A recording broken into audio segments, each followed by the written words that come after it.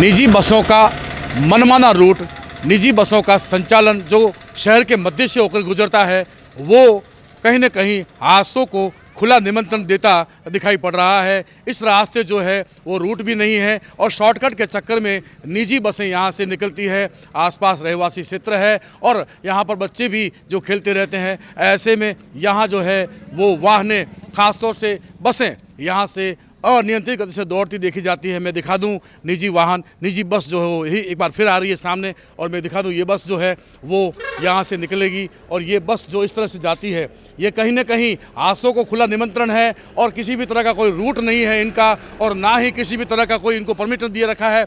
और यहाँ से जो है वो मनमाने तरीके से अपना शॉर्टकट लेते हुए यहाँ से निकलती है बसें, वाहन भी निकलते हैं, लेकिन यहाँ परिवहन विभाग द्वारा किसी भी तरह की कोई कार्रवाई नहीं की जाती। स्थानीय लोग यहाँ से परेशान हैं। मैं यहाँ के कुछ लोगों से बात कर लेता हूँ कि किस तरह से जो है वो ये आपको समस्या होती है। खासतौर से बच्चे भी यहाँ जो है खेल नहीं सकते और अगर खड़े रहते हैं तो उन्हें दुर्घटना का जो है वो अंदेशा बना रहता है। क्या कुछ कहेंगे आप?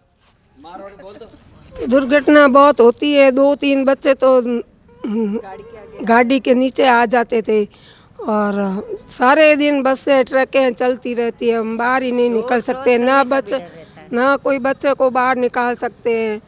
बहुत परेशानियाँ हैं। आप बताइए। हाँ, रोड क्रॉस करने में भी डर लगता है। बच्चों को अकेले तो निकालना मुश्किल ही नहीं है, मुमकिन ही नहीं है। ये रूट है क्या? नहीं, ये रूट नहीं है सर। ये तो ऐसे ही नॉर्मल गली है, पर मोहल्ला है, पर यहाँ पे है ना सब ऐसे बीच में बसें आती है तो हमें भी परेशानी होती है। हम बच्चों को एकदम फ्री होके नहीं निकाल सकते, उनके पास खड़ा रहना पड़ता है। ना बच्चे कोई खेल सकते हैं, हमें घर का भी लॉक लगा के रखना, क्योंकि जैसे भी बच्चे निकले एकदम से बड़ी बसें आ जाती है, ट्रक आते हैं, बड़े बड़े वाहन निकलते हैं यहाँ से। कितनी बसें यहाँ से निकल जाती है रोज? दिल्ली की कम से कम तो 20 से 25 निकलती है बस। इससे भी ज़्यादा हो सकती है। कौन सी बसें? निजी बसें होती है? हाँ, निजी बसें होती है सर जी। और ये देखो मेरा 3 साल का बच्चा है, इसको भी मैं दिन में भी लॉक लगा के रखना पड़ता है। ये एकदम से भाग के बाहर आ जाता है।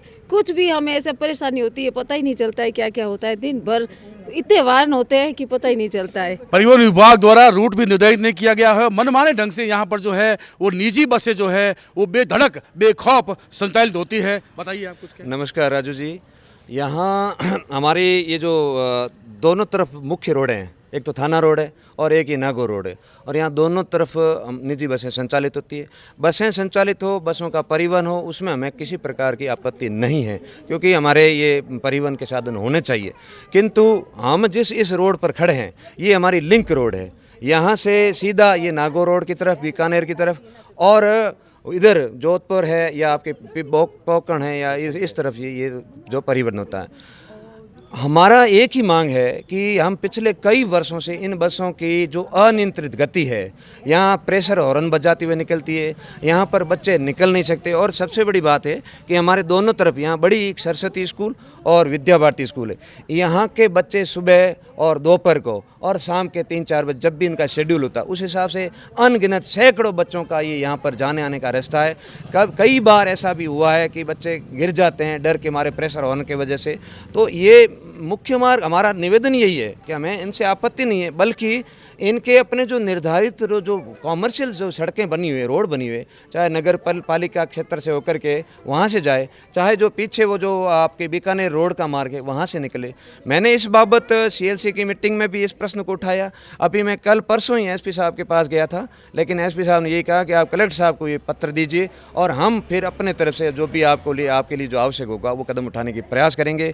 यहाँ हमारे रहने वाले समस्त रहवासी जो हमारे नागरिक है वो हम लोग बहुत परेशान हैं। हमारा प्रशासन से ये निवेदन है कि इनको अपने गंतव्य स्थानों पर जो उनके मार्ग है उन पर चलने के लिए पाबंद किया जाए, ताकि यहाँ कल को किसी प्रकार की अगर दुर्घटना घट गई या किसी प्रकार का कुछ ऐसा हो गया तो फिर कल को वो जो प्रश्न ना प्रशासन पर खड़े होंगे और किसी की जान जोखिम में नहीं जानी चाहिए, किसी प्रकार की अहित नहीं होना चाहिए। यहाँ लोग, बुजुर्ग लोग रहते हैं, वो प्रेशर और उनसे परेशान रहते हैं। तो इस प्रकार की नाना समस्याएं, और आपने आकर के इस प्रश्न मुद्दे को उठाया, ये ज्वलंत मुद्दा है, क्योंकि ये जो लोगों के सीधी भावना से जुड़ा हुआ है। हम आपका इसलिए आपका साधुवाद और अभिनंदन भी करते हैं। बाकी लोगों का कहना है कि निर्धारित रूट पर बसें चलें, ये कोई रूट नहीं है।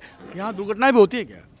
अभी 1-2 दिन पहले भी यहाँ जो है ये प्रॉपर रास्ता नहीं है, और एक अभी कल परसों कोई ट्रैक्टर की ट्रॉली भी पलट गई थी यहाँ पे, तो उससे भी ठीक है कोई जनहानि नहीं हुई, किसी को नुकसान नहीं हुआ। लेकिन अभी कल की ही बात है शायद, यहाँ पे ये रास्ता भी काफ़ी टूटा हुआ है।